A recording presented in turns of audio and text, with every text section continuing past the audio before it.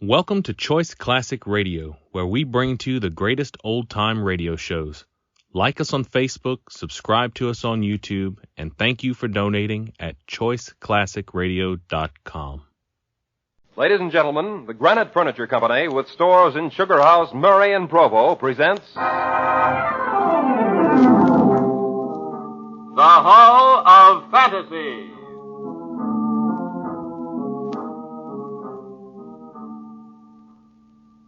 Welcome to the Hall of Fantasy. Welcome to the series of radio dramas dedicated to the supernatural, the unusual, and the unknown. Come with me, my friends. We shall descend to the world of the unknown and forbidden, down to the depths where the veil of time is lifted, and the supernatural reigns as king. Come with me and listen to the tale of The Perfect Script.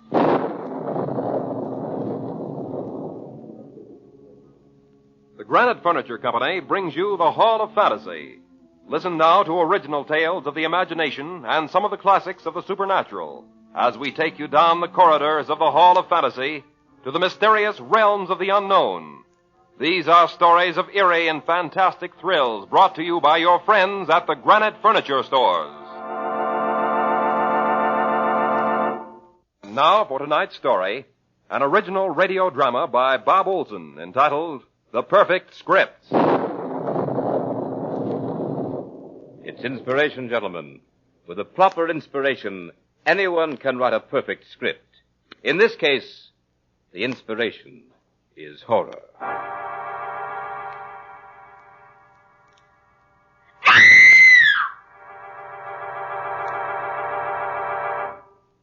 You have just listened to another in the series of dramas entitled The Perfect Script, a real-as-life story of horror produced by John Marchant. Be sure to listen again next week for another premiere of another Perfect Script.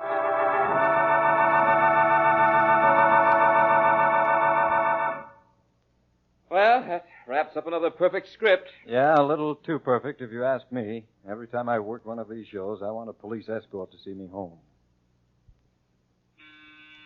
There's a Mr. Schenk to see you. Shall I send him in? Schenk? Oh, the new writer. Yes, send him in, please. Schenk, I'm glad to see you. I'm glad you made it. Have a seat. Thank you, Mr. Marchant. Did you decide to accept my terms? Well, your shows are famous.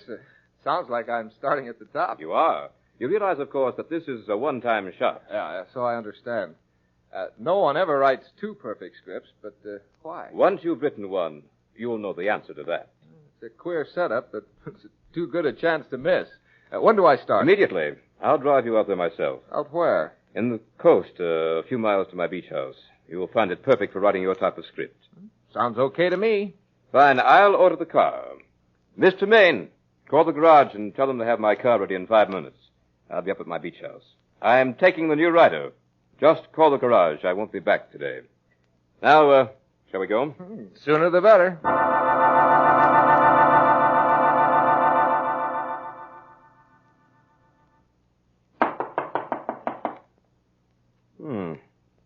Trudy must have taken a walk.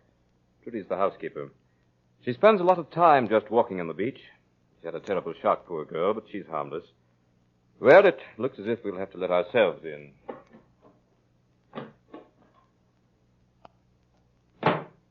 Trudy? Trudy, are you here? Here I am, Mr. Marchant. I knocked. Where were you? I was asleep. Well, no matter.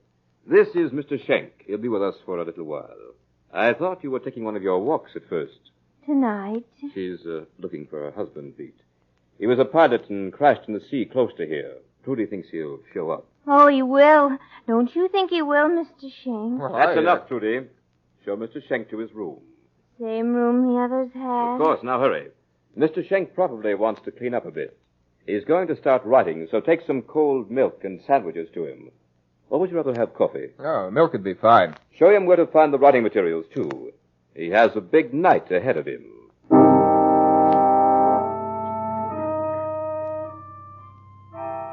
I'm sorry to hear about your husband. It was just a forced landing. He walked away from 3 others. He'll come back someday. Yeah. Have you heard anything at all? Oh, yes. He sent me his ring. That's the signal we had to let me know he was coming home. How did he send it, Trudy? The ocean brought it. The ocean? Yes, a little boy found it on the beach. You mean a ring was washed up on the beach? Some poor man was washed ashore. He had it on his hand. Probably a friend of Jack's. Many flyers were killed during the war, you know. Yeah, I know. So, this flyer was washed ashore. Didn't they identify him? No, he was in the sea too long. Well, did you see the body? They wouldn't let me. They said it was too horrible. Yeah, I can well imagine. This is your room, Mr. Schenk. They all used this room. Who all used it? All the writers of Mr. Marchant's scripts. Oh, it's a very nice room. Nice view of the ocean from here. Yeah, I think I'll throw open this window and get some fresh air. Here's the clean linen, typewriter and paper, and here's a pitcher of milk. Ah, thanks. Yep, this is sure a fine place to do a bit of writing. Mr. Schenk, Yeah, Trudy? I'm sorry you came here. Really? Well, I'm sorry if you don't like me, Trudy. I do like you. That's why I'm sorry you came.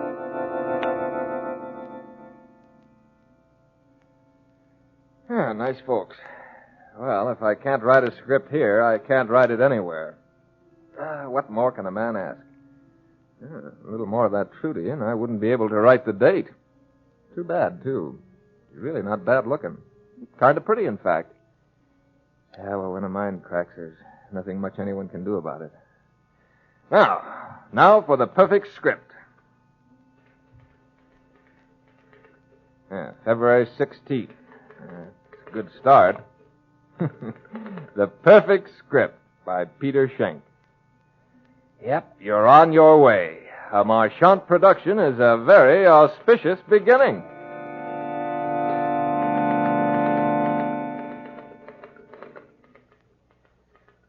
First inkling I had of any plot was when the deluded housekeeper told me that she wished I hadn't come. What has happened to the writers of the other perfect scripts, I wonder? If I had any sense, I'd scram out of here. Jack! That's Trudy. She's running down the beach, looking for her dead husband. I think I'll just follow her and see what happens.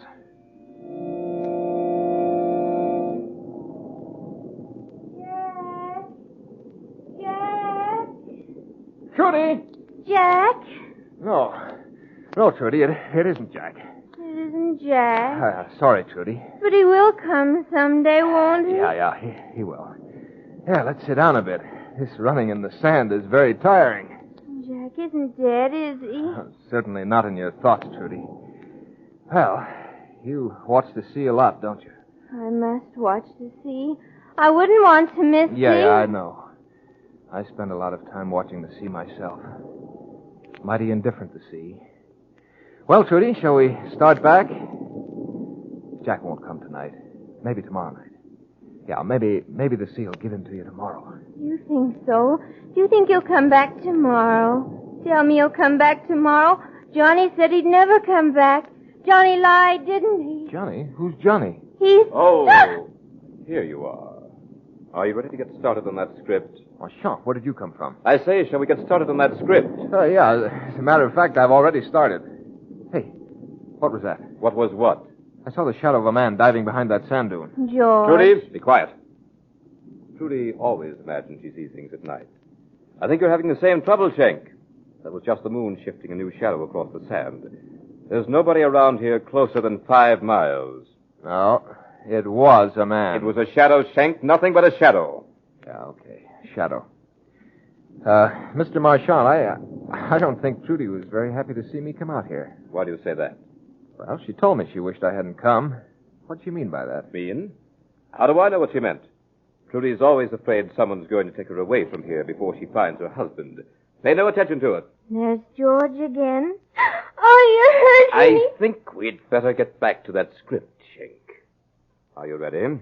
You know, on second thought, Mr. Marchant, maybe I can't cut it. Maybe I better try some other show at first till I get good enough for the perfect script show. Nonsense.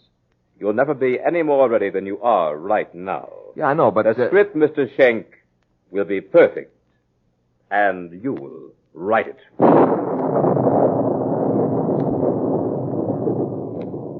You are listening to The Perfect Script by Bob Olson in tonight's journey down the corridors of the Hall of Fantasy. Presented by the Granite Furniture Company with stores in Sugar House, Murray, and Provo. Now back to tonight's story, entitled The Perfect Script.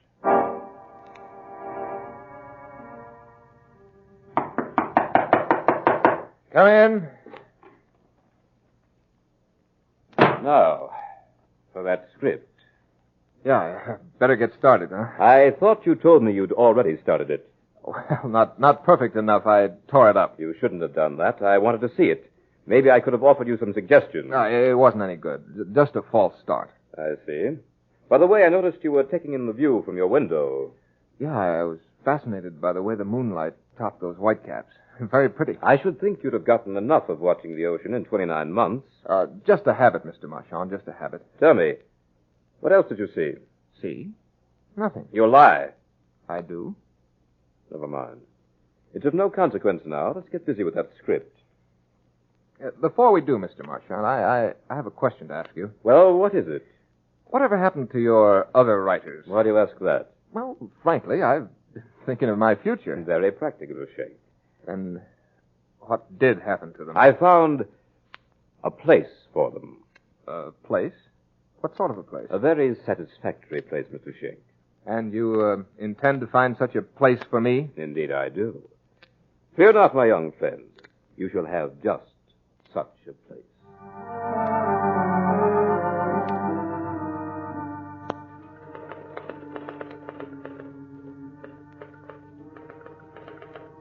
Marchand is gone. Cards are on the table. Yeah, he's even bolted the doors. For some strange reason, I can't budge the windows or even smash the panes. I know he plans to kill me. To produce such a horror in this room that he'll have the actual passionate record of a terrified and dying man. Yeah, but just how he intends to bring it about, I don't quite know. I've just poured myself a glass of cold milk. Yeah, but this I do know. This script is written by Peter Schenk, a very mediocre writer, but one with enough talent to find an enthusiastic audience in the Los Angeles Police Department.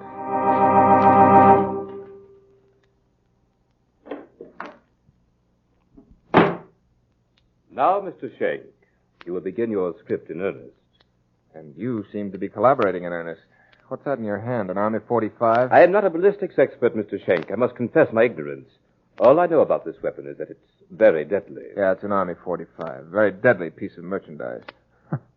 You find something amusing?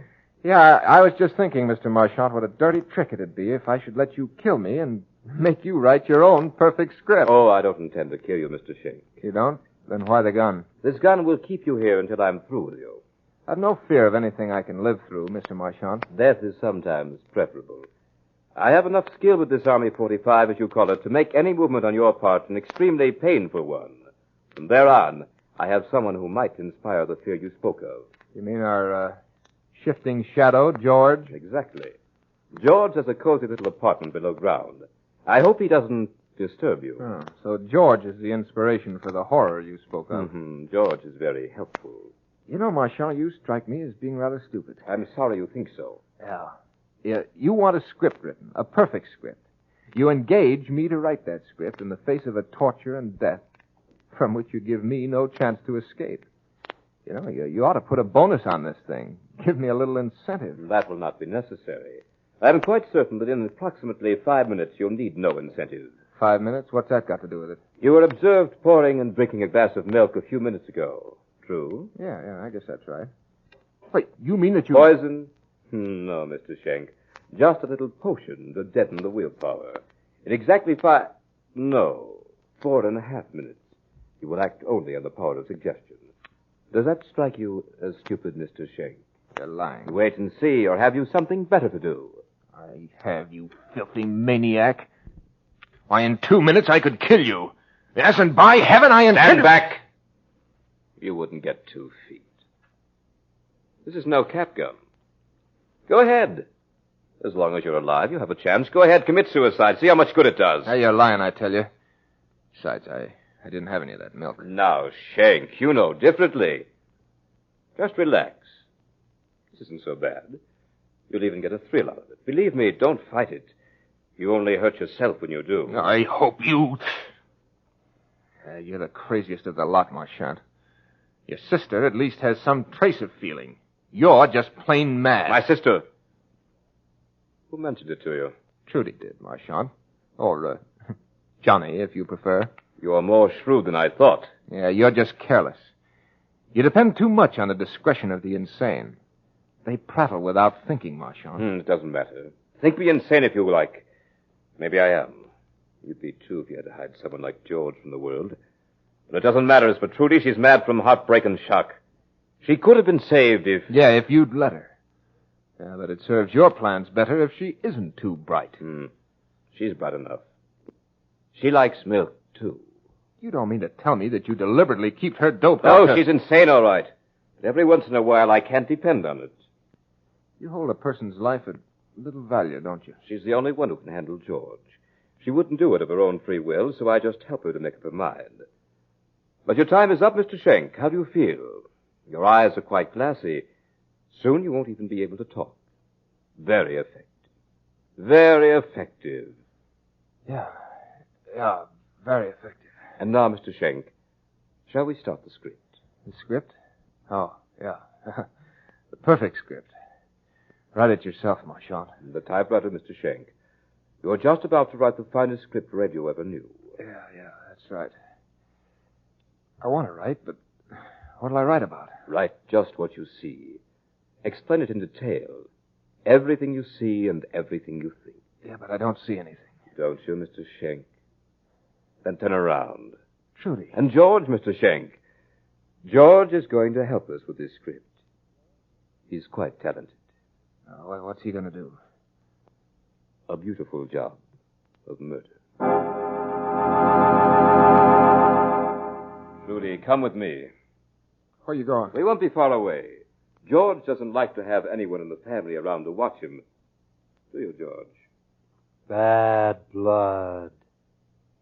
Bad blood. Write it down, Mr. Schenk. There's plenty of time. Be sure to get it all. Here, you might like some fresh air. I'll throw open this window. Special glass, you know. Strong as steel. But you won't need it now. You won't try to escape.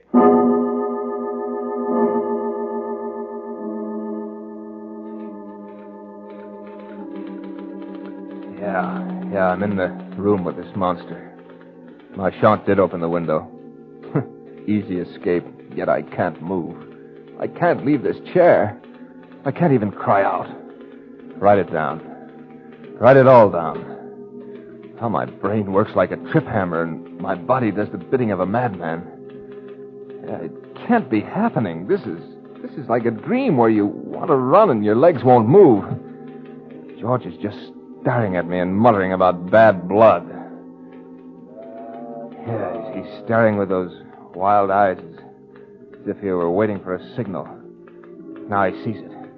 It's Trudy at the window, holding a knife with a blade that looks razor sharp. It's meant for me. I have no will for anything but to stay here and write this cursed script. Yeah, of course it's perfect. Why shouldn't it be? It's a diary of a monstrous murder. I'll never get out of this chair. Will I experience pain? I don't know. The script couldn't be perfect if I didn't.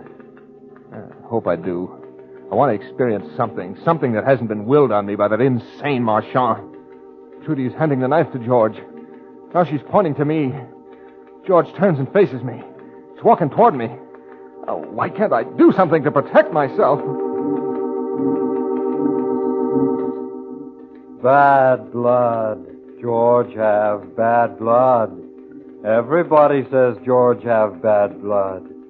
George need good blood. Then he be fine. No more bad blood.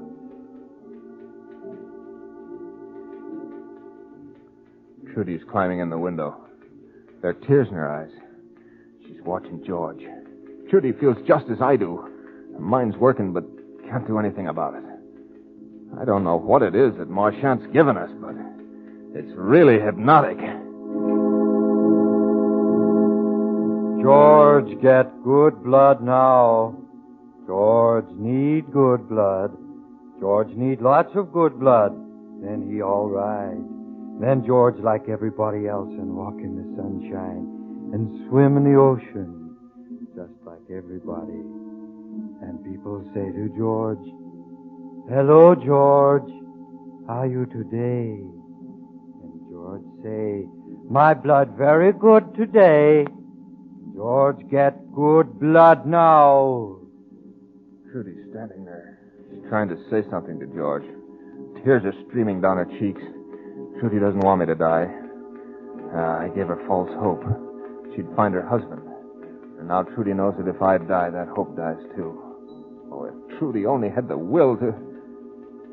what irony. The only person in this room with any power over his body is George. And he has no mind with which to control it. There's Marchant at the window. He looks horrified. Something going wrong with his plan? Trudy! Trudy, get out of there! You know what George is when any of us watch him. Get out of there before it's too late! George heard Marchant. He's turning around. Sees Trudy watching him. Sees the tears. His face lights up with anger. He grabs Trudy by the wrist, slashes at her with a knife. Oh, please, please give me the strength to move. Give me the power to get out of this chair. Marchant's standing there. No, he's leaping through the window. I think he's going to try to fight with George. He's rushing at the monster. George brushes him off.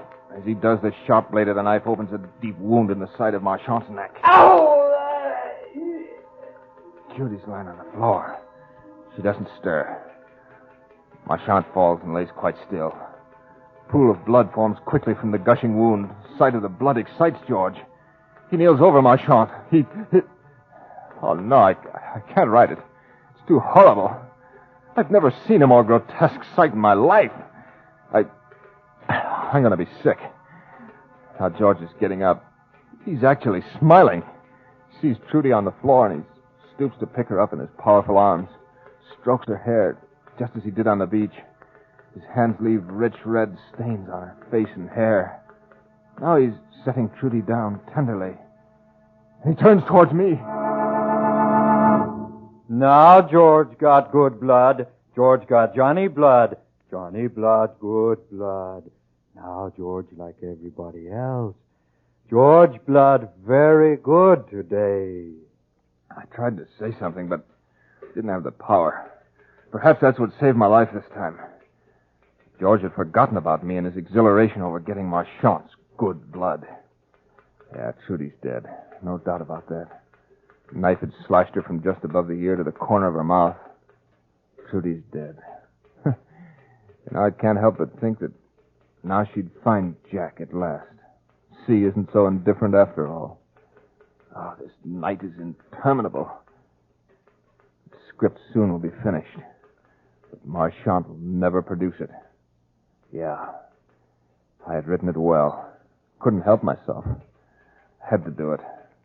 Be Marchant's final triumph. The worst of all is the quiet description of this room after George had gone, telling about the two bodies. They're going cold. My great fear is that George will come back before this potion wears off. I sat staring at the window, now letting in a chill breeze. Just about convinced myself that George wouldn't be back when... There he was! The thing I feared was happening. George did remember at last that Trudy had told him to kill me, and I am still powerless to help myself. This was the story that Marchant had designed for the script. Now he's about to get it. Get it too late to bring him any more of his precious fame. George do bad things. George forget, Trudy. George forget. George do bad things. Once more I tried to move but couldn't. All I can do is write. I'd at least leave a record. This thing, so that all the world would know what a half hour of a perfect script had cost the lives of so many people. George is standing over me now. He's raising his arm. The knife blade catches a glint of light, and my eyes are blinded momentarily by the brilliance. George shifts his weight a little to plunge the knife. He pauses and... suddenly, for no reason at all, I think of a road.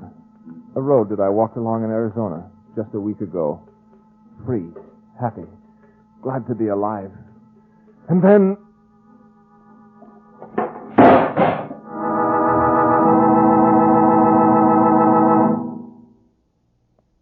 George, fine now.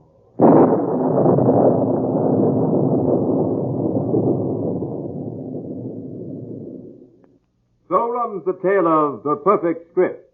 But remember to join us next week at the same time for another journey down the corridors of the Hall of Fantasy to hear the tale of The Cask of Amontillado.